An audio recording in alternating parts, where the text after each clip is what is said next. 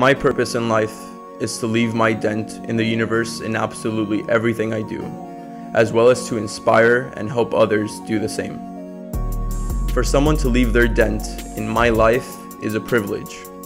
For me to leave my dent in someone else's life is an honor. But to inspire and help others leave their own dent in the universe is an indescribable feeling.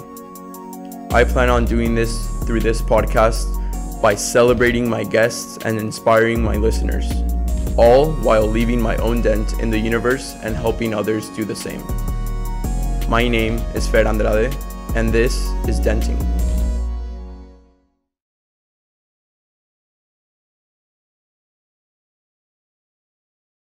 Hello everyone, and welcome back to another episode of Denting with Fer. Today I have a very special guest, someone I've met but still have a lot to get to know more about.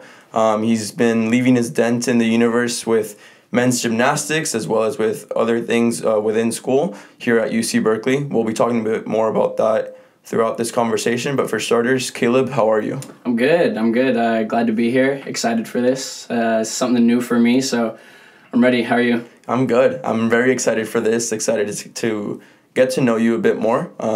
We met during the pandemic via Zoom, so this is actually the first time we've met in person. Yeah, first time. Okay. Yeah. I literally, as I was saying this, I just realized that, so that's pretty cool. Yeah. For those that may or may not know you, would you like to introduce yourself? Obviously, I already said your name, but sport, major, where's home, etc. Yeah, my name is Caleb Rickard. I'm a junior and one of the captains of the men's gymnastics team. I'm an integrative biology major, emphasis in human bio, and I'm from Chino Hills, California, down in Orange County area.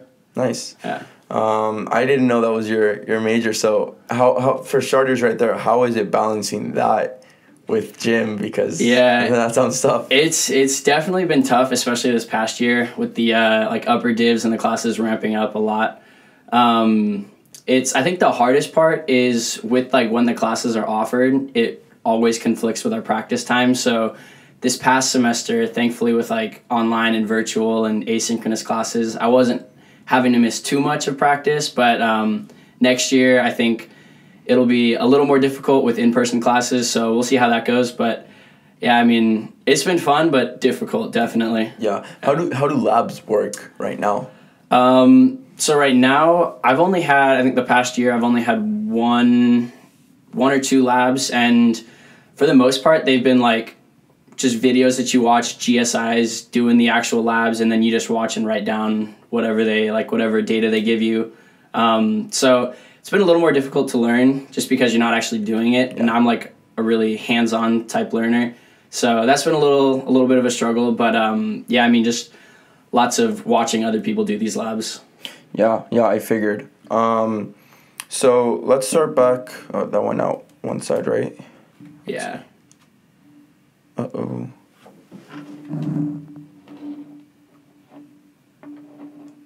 And we're back. Yeah. All right, cool. So with gym, for starters, right now, gym is going through some struggles on the men's side nationally within the NCAA, maybe even internationally. So let's start back at how you even got into gym in the first place, if it's struggling right now. Yeah, so when I was really little, my older sister did gymnastics. And so my parents, they'd take her to practice, and I'd just be sitting there goofing off in wherever the parents sit and just going crazy, tons of energy. And so the story that I've heard, because I was pretty young, I was 4 or 5, okay. And so the story that I've heard is they put me in it just so they wouldn't have to watch me while my sister was at practice. They could just have both of us in there, but also to kind of improve my coordination since I was playing baseball at the time too. Okay.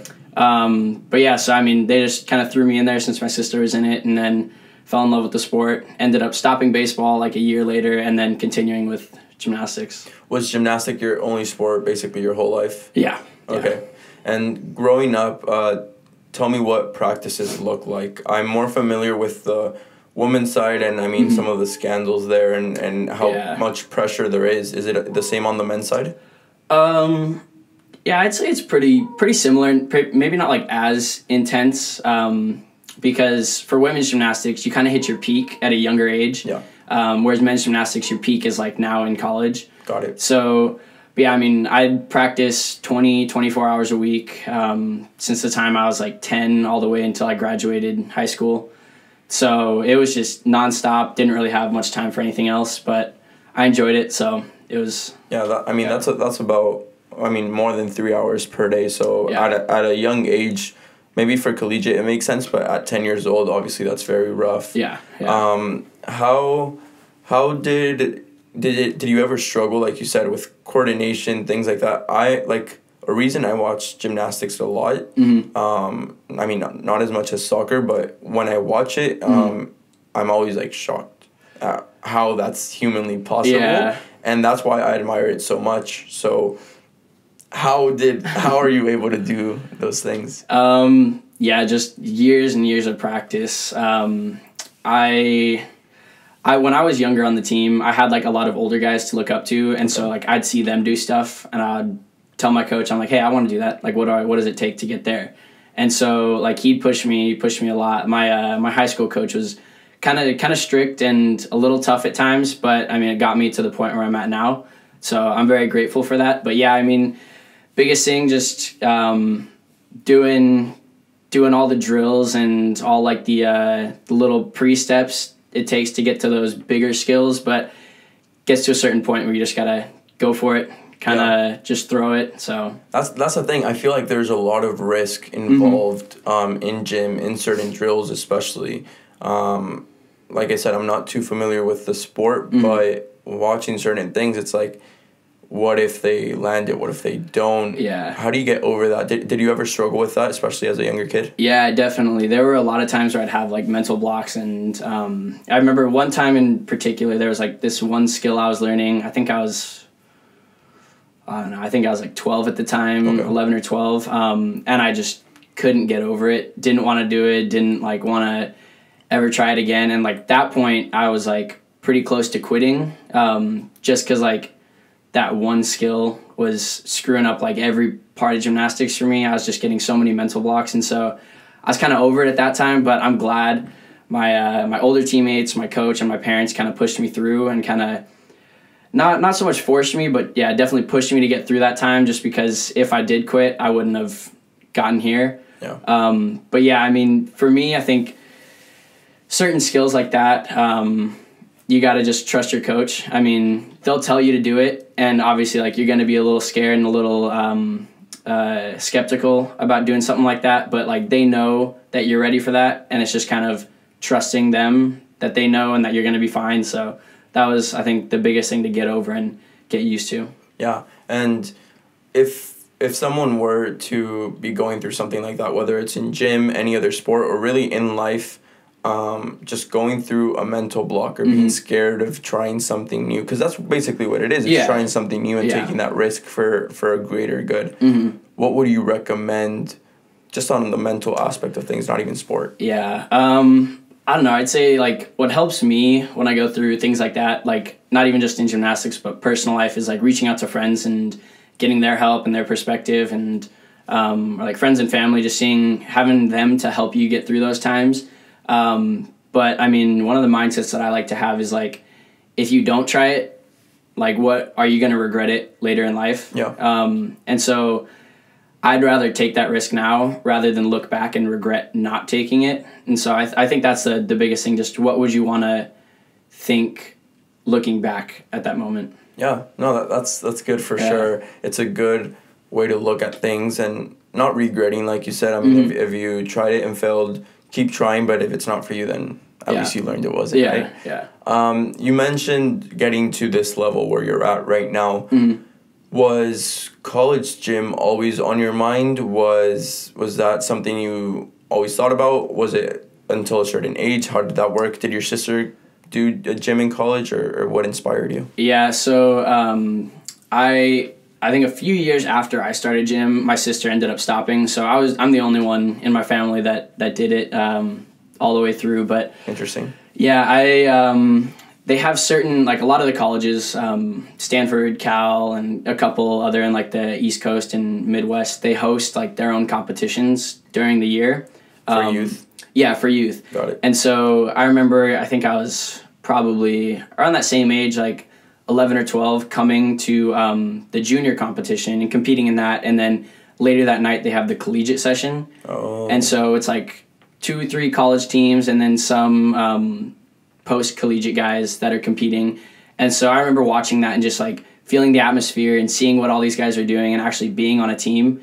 Because at the time, my team was really small. I had, throughout my time in high school and middle school, I had maybe 3 or 4 other teammates on my team. So seeing how many people were on a team, all those guys supporting each other, I was like, hey, I want to be there one day. I want to do that. And so I ended, like, my team would go to competitions like that every year. We'd either go to the Stanford one or the Cal one. Yeah. And just years and years and years of seeing that and watching that and witnessing that is just inspired me to push to make it to this point. Yeah, I was talking with Cameron Rogers on here as well, and she was talking about how close-knit of a group and even more like a family the whole hammer throwing community is.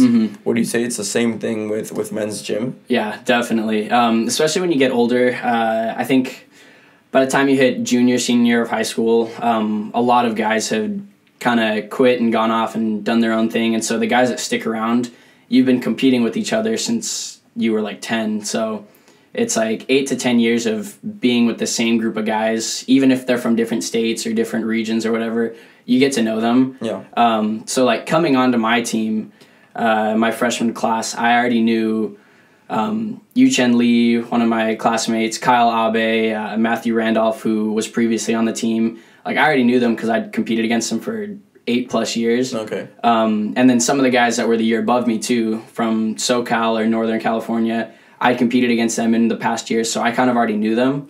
And so yeah, it's definitely close-knit, and especially in the collegiate level with how little of teams there are, they're like, it's a very supportive sport, I'd say. Like this is, I'd say, one of the few sports where you go to competitions and we'll be competing against Stanford, but we'll also be cheering on for them at the same time. Okay, that's interesting. Yeah, so it's cool in that sense. And I'd say definitely close-knit. I mean, we know pretty much everybody on the Stanford team very well, and guys across the country on other teams. So we'll get to know them better throughout our 4 years here. So. Yeah, you've mentioned a lot, either across the country and Stanford and Berkeley. So for those that don't know, would you like to explain real quick before we keep moving forward to the situation with men's gym and NCAA? Yeah, so this past year in NCAA, we had 15 men's gymnastics teams that are D1. And then at the end of this year, 2 of those teams, University of Minnesota and University of Iowa, cut their teams. So we're down to 13 now. In California alone, it's only Berkeley and Stanford that have NCAA men's gymnastics teams. And then apart from that, we got on sort of this side of the United States, we have the U.S. Air Force Academy. Okay. And then that's pretty much it. And then the farther you go, you got like Nebraska, Oklahoma, Michigan, a lot of Big Ten schools. But in the Pac-12 alone, there's only Cal and Stanford. How do Pac-12 rankings, standings, championships work with only 2 teams? Yeah, so because of that, they kind of had to move us and Stanford into a different conference just so we had more teams. So it's a little weird. We're technically in Pac-12, but we're also technically in the MPSF conference. Okay. So we're in that conference with Stanford, us, Air Force, and Oklahoma. And so that's like kind of the 4 teams we compete against most during season. And then we'll get a few other like Big Ten or ECAC is another conference in our group. So we'll compete against them a few times. Nice. And just as you were explaining right now with how everybody's close-knit, you know each other so well. There's only 13 collegiate teams. Mm-hmm. Explain to me, there's like 3 or 4 guys on your high school team. Yeah. Does everyone basically end up making it to one of those schools if they want to compete in college? No, it's definitely very competitive. Okay. So I'd say the average roster for a men's gymnastics team is like 16 to 20, depending on the school. And so you'll have the average like incoming freshman class is like 4 guys. And so you'll have 4 freshmen for 13 of the teams, with 50 states across the country of seniors trying to get in. And so I just had 4 guys on my team alone. But that's like not even counting the 50 other teams in my area. And so it's a very competitive thing to try to make a collegiate team. And it's such a small, I'd say like small community that if you like, when you do make it onto a team, that's like one of the greater accomplishments in men's gymnastics in the US. That's great. Yeah. I just wasn't sure how it would work because I mean, I didn't know if since the supply was little, the demand was also like not as much. But that's crazy that there's such little supply and so much demand. Yeah. So no, that's incredible. If it's that competitive, take me through your recruiting process. How was it like training in high school? When do you reach out to coaches? Were there any struggles or any such things, challenges? Yeah, so we're not allowed to start reaching out to coaches until, I want to say it's like second half of your junior year. Same. Yeah, so right when that like recruiting process opened, I sent out an email basically introducing myself, sending out like a quick recruitment video, and like who I was, where I was from. I sent that out to all of the, at that time, 15 coaches. Okay.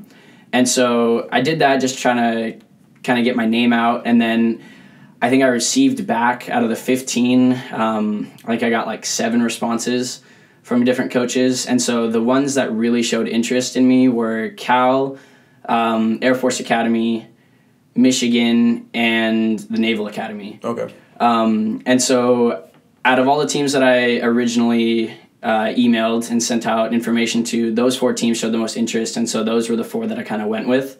And then, so I went on recruiting trips to Cal and the Air Force Academy my senior year of high school, and shortly after my recruiting trip to the Air Force Academy, I was offered a spot there, and so I accepted and committed there. Oh, wow. Yeah, and so that was a pretty exciting thing. I'd never, like, before my junior year of high school, I didn't even know they had a gymnastics team. And so after going on the trip there, I loved the campus and the area of Colorado Springs. I loved the coach, and so I thought that would be a good fit for me. And so I committed there and just started going through that process, because the process of applying to the academy is pretty lengthy. You have to get, like, congressional nominations and all that stuff. So this is at Air Force, right? Yeah. And so I committed there, and then around the same time, I got an offer from JT Okada, the head coach here at Cal. Okay. And so because I was previously committed to Air Force, I denied him. Told him I was committed somewhere else and pursuing that school. And then he was like, okay, I understand. Like, we're gonna, like, we'll leave the spot open for you just in case anything happens. And then he proceeded to offer me the spot 2 more times later down the road, and then I denied them both times again. And then at that point, he told me they're going to have to move on and offer it to someone else. And so I felt pretty good. I was going, things were going well my senior year, and then got into the academy, got the acceptance letter, and then I think around April of my senior year, I got a notice from the academy that they were pulling my acceptance because I had asthma as a child, and they couldn't medically clear me to get into the school.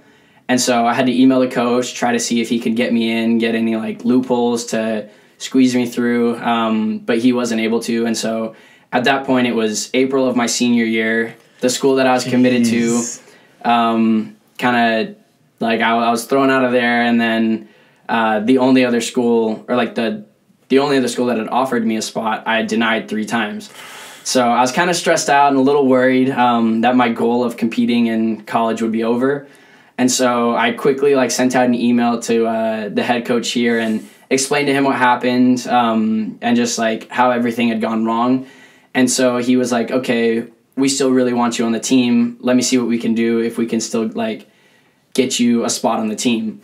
And so that was a really quick, like 2-week turnaround. And within like 2.5 weeks, I was committed to Cal, got into the school and ready to go here. So that was a crazy process. How did that work with applications? Because I know you applied to Cal in the fall. Mm-hmm. Yeah, Cal's a top school, so it's tough. Same as Air Force, really. So yeah. So I applied. I remember when I previously had denied the coach here. He told me, he was like, just in case anything goes wrong, we still want you to apply to the school as a normal student to see if you'll get in, and like keep that as a backup option. And so I'm like really grateful that he told me to do that, because if I didn't, I would have been kind of screwed. But yeah, so I applied here as a normal student, got in, and then after that was when he was able to get me a spot on the roster. Okay, so 2 things right there. Yeah. Moral of the story and lessons to take away. At least for me. Yeah. 1, always have a backup plan. Yes, that's something everybody should know. Always have a backup plan. Yeah. And 2, as a student athlete, you got accepted into Air Force and into Berkeley without really the help of the coaches in a way. I mean, we all get accepted, but let's be honest, a lot of student athletes get in because of sport. Yeah. So key lessons right there. Always have a backup plan and always do well in school, because you never know what's going to happen. Yeah. So, yeah. I mean, I applaud you for that. That's amazing that it worked out. And shout out to your coach for, definitely making that work. Yeah, he never lets me live that down, though, that I denied him 3 times. He'll bring that up a lot. So. Whoa. What happened there? Does that work? Yeah. All right. That's better. And we're back. Creativity 101. Sorry about that. But as you were saying, we were at always have a backup plan, always do well in school. Your coach is never going to let go of that. Yeah. So tell me, it's such a close-knit community. Was that awkward at all, competing against Air Force next and then talking to your coaches, getting to know them? Yeah. Even real quick, I mean, I'm sure you posted something on social media or your friends and you like, I'm committed to Air Force, and then 2 weeks later it's like, psych, I'm at Cal. Yeah, so I remember, I think the most embarrassed that I was at our state championship meet for the graduating seniors. They announce, like, if you are committed to a college, they announce where you're going. And so at that time, I was still committed to Air Force. And so they announced, like, when they called me up, that I was going to be attending and competing for the United States Air Force Academy. And because it is a military academy, a lot of people kind of respected that. So it was, like, huge applause, lots of people, like, standing up and congratulating me. And then 2 weeks later, I was like, oh, I'm not going there anymore. Yeah. And so I do remember also, like, getting here and seeing a few of my my classmates who I had previously known, and they were a little surprised. They were like, "Oh, like when did that happen? Like, when did the switch happen?" But yeah, and then competing against Air Force, like all those guys that I'd met on my recruiting trip and gotten to know a little bit, and who I thought were going to be my teammates, I was now competing against and kind of wanted to beat them. Yeah. And so it was a little weird, but at the same time, it was. I mean, it's such a small community, and even just making it on a team is big, so they were happy at the same time. Yeah, I mean, that's great for you, and like you said, you all cheer for each other in a way. And it wasn't even your fault, nor the Air Force's fault. You know, it's just one of those things that it goes a certain way with the military academy, and that's that. Take me a bit more through when you got to Cal. We already passed this weird stage. I'm reading here on your bio that you competed on rings, vault, and high bar as a freshman and posted a career high of 1,400 on vault, 13,700 on high bar, and 13,400 on rings. Yeah. How was that season for you? How did you compete? How did you feel? Yeah, it was good. I mean, on a team, like, for the most part in college, competing as a freshman is pretty difficult. Not to mention, like, I think I competed on high bar every meet my freshman season. Wow. And then vault was pretty close. Like, I think I missed one meet on vault, and then rings was only a couple times. But just being able to get to that point and compete consistently on a team like this was something I was really proud of. I put in a lot of work the summer before I got here just to kind of be a little more ready, so I would be able to get those spots. But yeah, I mean, I remember my first meet of the year hit what I thought was a great high bar routine, and then got a super low score, and so I was a little disappointed with that. But then my teammates came up to me, they were like, "Hey, be proud, your first ever meet in college, you hit both your routines, like you got to be proud of that, don't worry about what the scores were." And so that kind of just like gave me sort of the idea of like what judging was like in college and like what it took to get a higher score. So kind of use that to fuel me the rest of the season. So the first like 2 or 3 meets, I was one of the lower scorers on high bar for us, and then one of the, I'd say like middle guys on vault. And so it wasn't until mid to late season when things started clicking, and I finally started understanding and getting my routine down a little better and cleaner. And so by the end of season, like postseason, I was one of the consistent higher scores for us on both of those events. And so that was ultimately my goal freshman year, was just to compete consistently on a few events. And then I accomplished that goal, and so I was proud of that season. That's great. I know like you said, competing on any team as a freshman is hard. Mm-hmm. I struggled with that. I ended up redshirting my freshman year. Mm-hmm. And one of the things that's always been interesting to me, especially with gym, is the competition and how it works. So for me with soccer, I'm on a team for mm-hmm. starters, and then the score is measured by how many times you put the ball in the net, right? Yeah. Here, in a way, it's an opinion, mm-hmm. right? So how do you deal with that? You mentioned that you felt good about your performance, mm-hmm. and then somebody had an opinion that said otherwise. Yeah. How do you balance that? How do you work with the judges if that's not something you can control, and like focusing only on what you can control? Mm-hmm. Yeah, I mean, to a certain extent, there is like only so much that you can do to improve your scores in gymnastics. That's one of the things that kind of sucks about the sport, is you could do amazing one week and the judges could be like just extra hard that week and score super low, and then you could do mediocre the next week, have some easier judging, and score a career high. And so that is something that like we kind of struggle with in the sport, is just the inconsistency of the scoring. But I mean, for us, like on the team, we kind of throughout season get to know what a good routine feels like, and then for like watching your teammates, what a good routine looks like for them. And regardless of the score, like just being proud of hitting a routine, hitting it cleanly to like the best of your ability. So one thing that we really focused on this past season was just forgetting about the scores, not watching the scores as they popped up, and just using the energy of hit routines to fuel us the rest of the meet. And for me personally, like when I wasn't watching the scores, I felt better about my routines and how I was doing throughout the meet, versus when I was watching the scores, I'd see them pop up and might have been lower than I was expecting, so that'd kind of frustrate me. And then the next routine would be a little worse because I was stressed out and a little frustrated. And so I mean, the biggest thing in that sense is just trying not to focus too much on what the judges are saying and what the scores are that they're giving you, and just focusing on what like your teammates are saying and how you personally feel about the routine.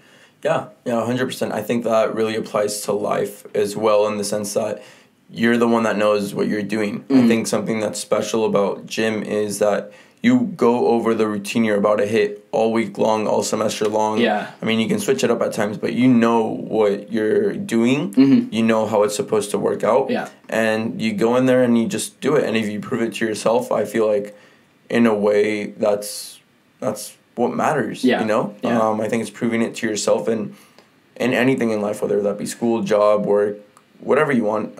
Really just focus on what you have to do. And the rest is, I mean, you can't control it, really. Yeah, exactly. Do you ever find yourself competing against yourself? The only sport I've ever done besides soccer was one season of track in the 3200. So I found myself competing against myself and myself only. I was a freshman in high school. Some seniors were by far faster than me, and they were like committed to track and field as well as cross country, which I was not. But I found myself competing against my own times. Do you do that in gym? Yeah, definitely. I'd say for certain events, my sort of worst events, I kind of try to compete against my teammates to better myself and like give myself a goal to reach. But on my better events, I do say I kind of compete against myself and compare myself to like my top scores that I've gotten, the score that I got the week before, just always trying to improve a little bit. So I definitely throughout season and week by week try to compete against myself in that sense, just trying to beat my score the weeks before. If I do poor one week, it makes it a little easier to beat those scores, and then if I do better one week, it just gives me even more to push for and work for. Yeah, that's another great point you bring up, like competing against your teammates in that way just to grow. I hadn't considered that really, because I mean I'm not very experienced with it, but I'm used to competing with teammates as well, obviously, but more for a spot in the starting lineup and things like that, which I know there's also a lineup for you guys, but that's an interesting way to put it, like competing against yourself and competing against others at the same time, which it sounds weird because I feel like everybody does it in whatever it is they're doing in life. But that's I don't know. I mean, with less people involved in doing the same sport, I think it's better compared to our 25-man roster competing for 11 different spots, you know? Speaking of spots, you mentioned that you were in 3 events your freshman year, and then you made the jump to all-around your sophomore year. How was that in competing for that, as well as here in your bio it says you were named MPSF Gymnast of the Week on March 3rd of 2020 as a sophomore. How did you make that jump, posting 2 career highs, and how was that for you? Did you struggle to get there?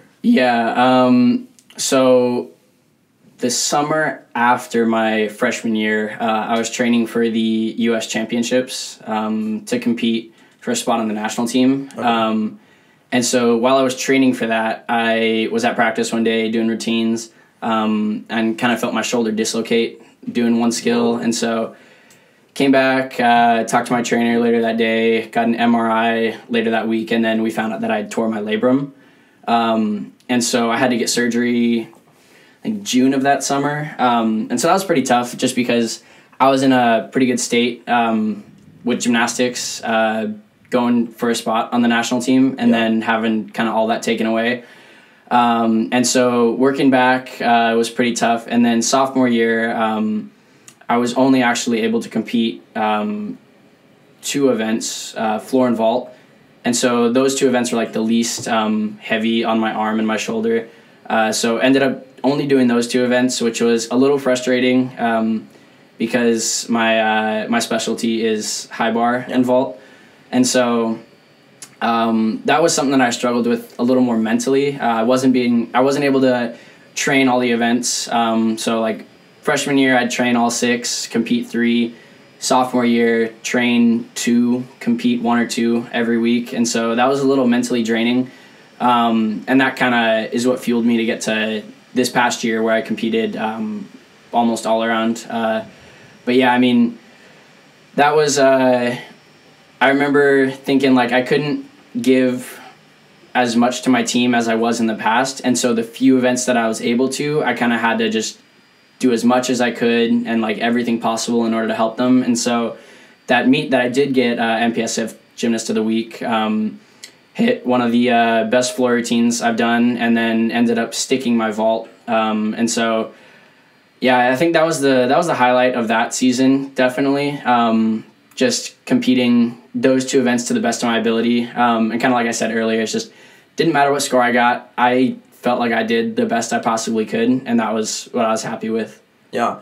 I did not know about that injury. Yeah. So that was between your freshman, sophomore year. You struggled. You mentioned that your focus was doing whatever you can to contribute to your team. At any point, did you struggle to find that mentality. I know for many people it's like, you know what, I don't feel like doing anything, or if I'm not like fully in, I don't want to compete at all. At least I know many people that are like that. So if you how did you like pass on that challenge? And that was definitely a struggle. I got surgery in June, and then pretty much all the summer I was in a sling, couldn't do anything, and then I come back for school in August, preseason starting, and I'm not allowed to do like anything. Can't put support on my arms. Most I can do is like jog around the floor, do some like miles on a stationary bike, and so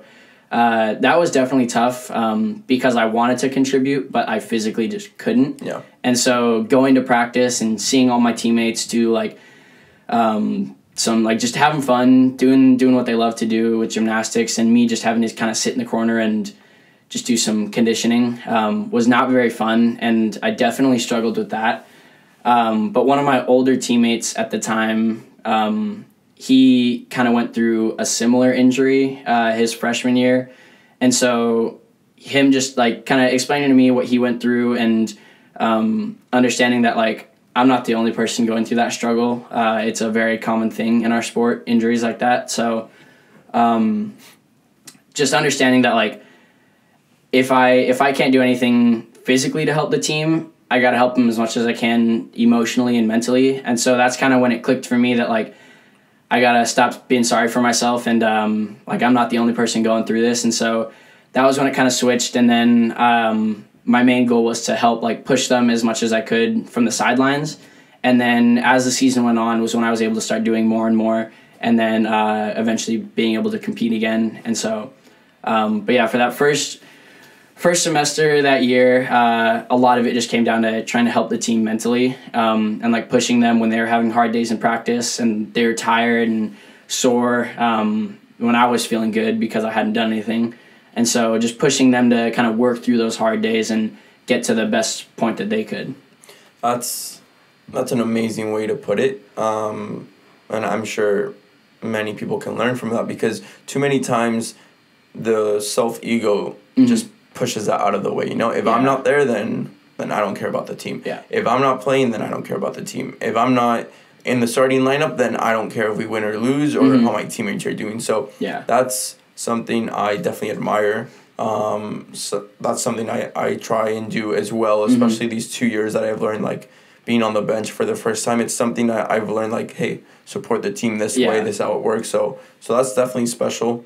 I'm glad that worked out for you.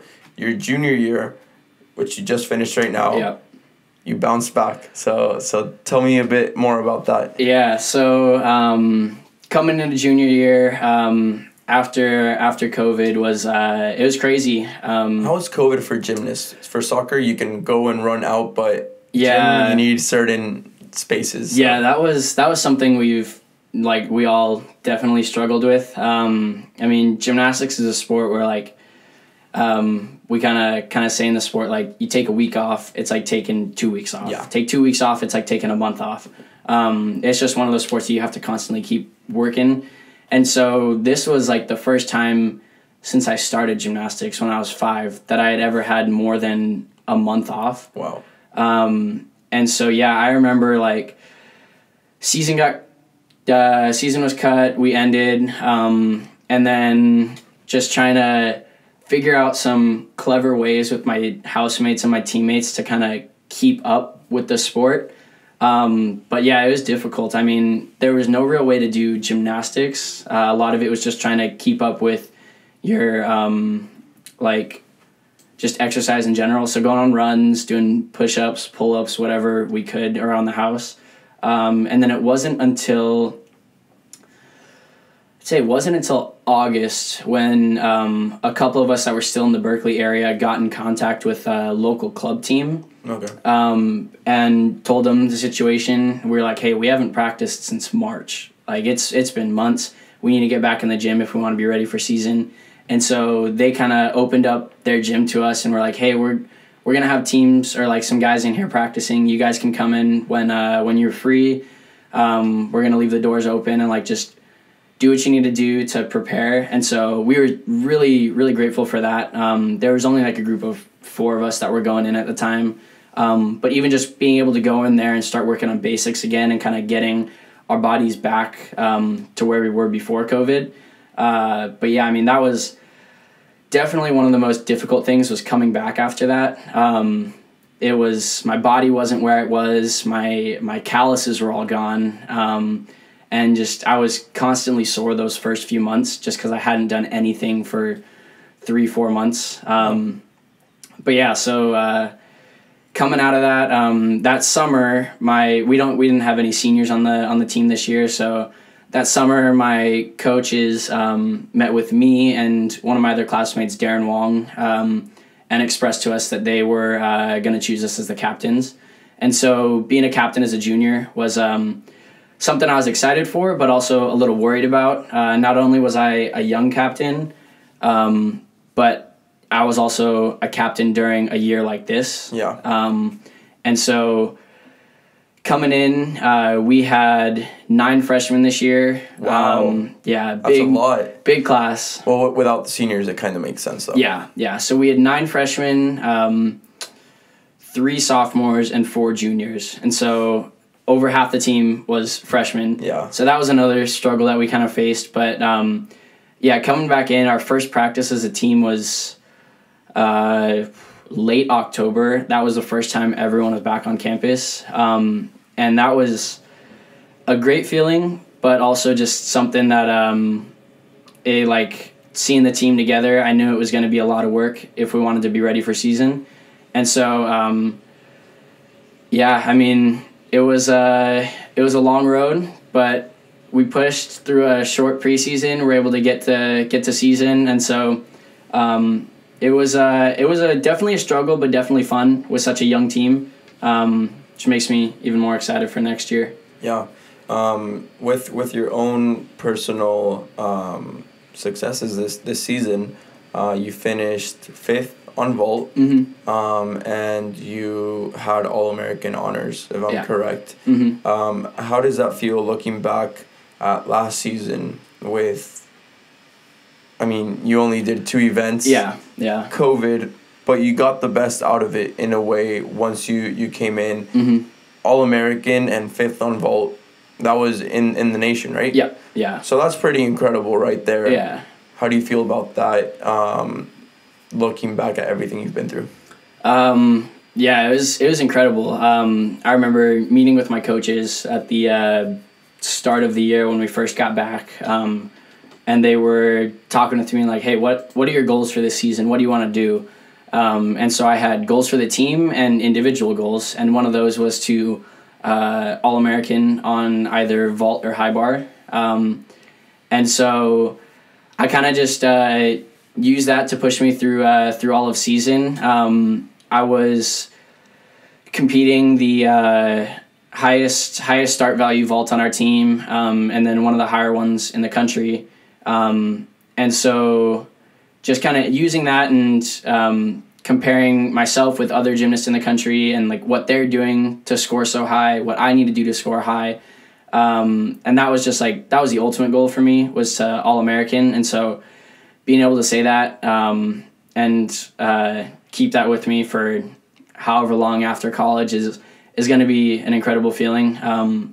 But yeah, even to just do it for the school too. I think the last time we had an All-American was, I think 3 years ago. So it's been a little bit of a while. But just like that experience as a whole has just fueled me even more for next year to hopefully win. But yeah, I mean, it was just a constant push to try to accomplish the goals that I set for myself. I didn't want to miss out on any of those. And if I did, I knew I would have had regrets on how I prepared and how I competed this past season. So I'm glad I was able to do that.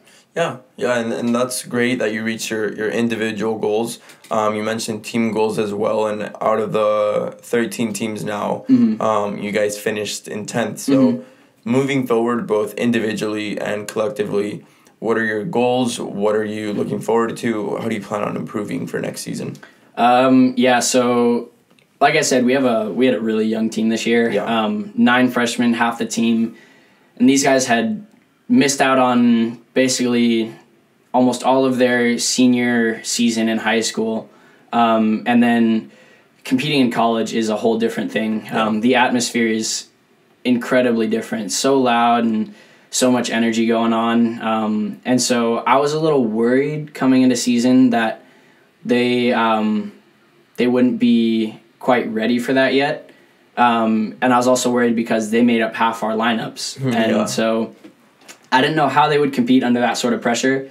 But I mean, yeah, like they did well. They got acclimated to it. And I think this was a good year as like a learning experience, kind of getting that like 1 year of NCAA competition under their belt and taking that with us next year. We're going to have 16 people that have already competed in college that know what it's like to compete at this level. And then we'll have 4 incoming freshmen who will kind of be able to look up to the entire team and see that. So I think this past year was definitely a good learning experience for a lot of the guys on the team to kind of get used to what it's like to compete at this level. And so next year, yeah, I mean, we're not losing anyone, which is good. We're one of the only teams that isn't going to lose anyone on the team. We're just going to gain some people. And so looking for next year, I mean, we're probably going to start ranked in 10th. And I'm hoping to break into top 5 if we can as a team. And then, yeah, individually get some more as a team, individual All-Americans, and get some guys back up on the podium.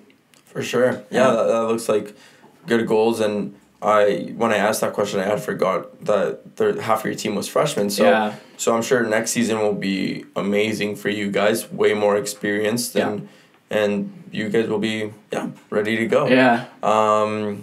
If we were to trade spots right now, is there any question I missed or something you wanted to ask yourself? Shoot. I don't think so. Yeah, I mean, you had a lot of good questions. All right, perfect. Then I feel like this is the end of this episode. I'd really like to thank you for coming in. I know we had some struggles here and there, so sorry about that, but thank you for your great conversation, for sharing your story, for sharing about your injuries and the struggle with recruiting and everything. I really learned a lot from this, and I think that most of the things you said apply to life as well, which is very special. I'm sure this will be very helpful for all of our listeners. And yeah, just thank you so much, Caleb. I really appreciate it. I'll be following you guys next season for sure, and can't wait to be back in the stands to be cheering you guys on. Definitely. Well, yeah, thank you so much. This concludes the episode for Denting with Fer. If you're on YouTube, please like and subscribe and share to anyone you think would like this episode. If you're on Spotify or anywhere else, just click on all the buttons. We'll see what happens. And yeah, that's it for this episode. Signing off. See you guys next time. Thank you so much for listening to today's episode. Make sure to subscribe to my podcast and follow me on my personal social media accounts for more. All at Fer Andraes. All links are in the description. If this episode inspired you in any way, please help me out by sharing it with a friend to help them leave their dent in the universe as well. That's it for today. I'll see you all next time.